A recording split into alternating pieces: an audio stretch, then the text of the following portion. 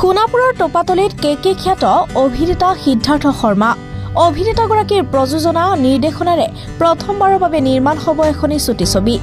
অংকুৰ শীৰ্ষক এই ছুটি ছবিখনৰ দৃশ্যায়নৰ বাবে টপাতলিত ভীষণ ব্যস্ত হৈ পৰিছে এতিয়া শিল্পী কলাকুশলীসকল।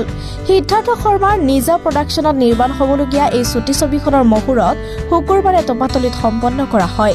বেহৰবাৰী আউটপোষ্টৰ তৰামাই খ্যাত সীমা বৰুৱা আৰু জাগিৰোড মহাবিদ্যালয়ৰ অভিনয় বিভাগৰ একাংশ শিক্ষাৰ্থী অধ্যাপকে অভিনয় কৰিবলগীয়া এই ছুটি ছবিখন এটি গুৰুত্বপূৰ্ণ বিষয়ক লৈ প্ৰস্তুত কৰা হৈছে বুলি জানিবলৈ দিয়ে অভিনেতা সিদ্ধাৰ্থ শৰ্মাই।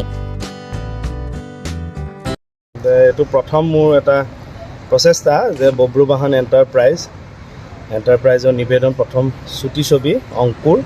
এনে আগতে মই বেহাৰবাৰীতে ধৰক কেতিয়াবা ডাইৰেকশ্যন কৰিছোঁ, কেতিয়াবা নিজৰ চিনবিলাক ইম্প্ৰভাইজেশ্যনত লাগি দিছোঁ, সেইটো এটা বেলেগ। কিন্তু নিজা এটা বেনাৰ লৈ এনেকৈ এইটো প্ৰথম প্ৰচেষ্টা। বহুদিনৰ পৰা ভাবি আছিলোঁ, এইবাৰ সফল হ'লগৈ বাৰু। আহি ইয়াতে জাগিৰোডতে আৰম্ভ কৰিছোঁ। তাতে চিনেমাখন ছবিখন যেতিয়া ওলাব মই ইউটিউবত দিম বুলি ভাবিছোঁ, কিন্তু চাই লওঁ তাক এতিয়া কেনেকুৱা কি হয় কোৱালিটিটো। প্ৰথম কাম কৰিমতো ভাল হ'ব লাগে, ভালকেই কৰিছোঁ। আৰু তেতিয়া ৰাইজে চাব, খুব বহুত দীঘলীয়া নকৰোঁ, কম সময়ত চাবলৈ পাব। আৰু ৰাইজে তেতিয়া অলপ তেওঁলোকৰ মতামত আগবঢ়াব অনাগত দিনত, তেতিয়া ময়ো শিকি বুজি আৰু আগুৱাই যোৱাত সহায় হ'ব। থেংক ইউ আপোনালোককো যে আহি। বিষয়বস্তু কি হ'ব এনে? বিষয়বস্তুটো একেবাৰেতো গোটেইটোতো ক'ব নোৱাৰি বাৰু, কিন্তু কথাটো এনেকুৱা যে সেই শিশু এটা মনৰ কিবা এটা মানে দ্বন্দ্ব, সেই দ্বন্দ্বটো দিয়ে কাহিনীটো গৈছে এটা ছিটুৱেশ্যনৰ ওপৰত। আৰু কাহিনীটো ভাল পাব। আৰু এইখিনিতে কৈ থওঁ যে কাহিনীটো কিন্তু কমেডি কাহিনী নহয়, এইটো বহুত মানে লণ্ডনৰ ভাষাত ক'লে ইটছ এ ছিৰিয়াছ মেটাৰ। আৰু ৰাইজে চাই ভাল পাব।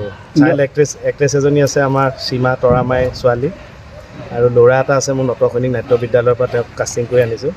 ভাল এক্টৰ, চাই ভাল পাব। শিশুৰ হেৰি নেকি? শিশু আছে, শিশু দুজন আছে, তেওঁলোকৰ তেনেকুৱা লগ বন্ধু। বিশেষ কিবা কোনোবা আছে নেকি? আমাৰ শ্ৰদ্ধাৰ সাগৰিকা গোস্বামী বা থাকিব, তেওঁ শ্বুটিং কালিলৈ হ'ব। আৰু আশা কৰোঁ এইখন ভাল হ'ব, ভাল পাব আপোনালোকে। সোণাপুৰৰ পৰা পূৰবী কাশ্যপ ৰিপৰ্ট, সংবাদ লহৰ।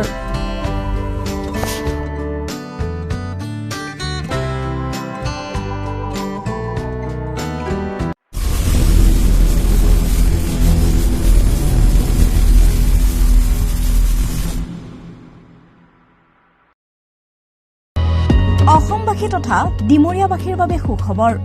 কামৰূপ মহানগৰ জিলাৰ সোণাপুৰত স্থাপন ডিমছ হাস্পতাল এণ্ড নাৰ্ছিং হোম। উপলব্ধ বিভাগসমূহ: general medicine, gynaecology, general and laparoscopic surgery, orthopaedic surgery, paediatrics and neonatology, palliative medicine, pain clinic, dermatology, ENT, urology. দুৰ্ঘটনা আৰু জৰুৰীকালীন সেৱাৰ বাবে 24 ঘণ্টাই উপলব্ধ ডিমছ হাস্পতাল এণ্ড নাৰ্ছিং হোম। অত্যাধুনিক সা সুবিধাৰে পৰিপূৰ্ণ ডিমছ হাস্পতাল এণ্ড নাৰ্ছিং হোমত উপলব্ধ digital X-ray, 24 hours pathology, ECG, PAC clinic, 24 hours RMO doctors. ঠিকনা: বৰঘাট, সোণাপুৰ, কামৰূপ মহানগৰ জিলা। যোগাযোগৰ নম্বৰ 8009040080।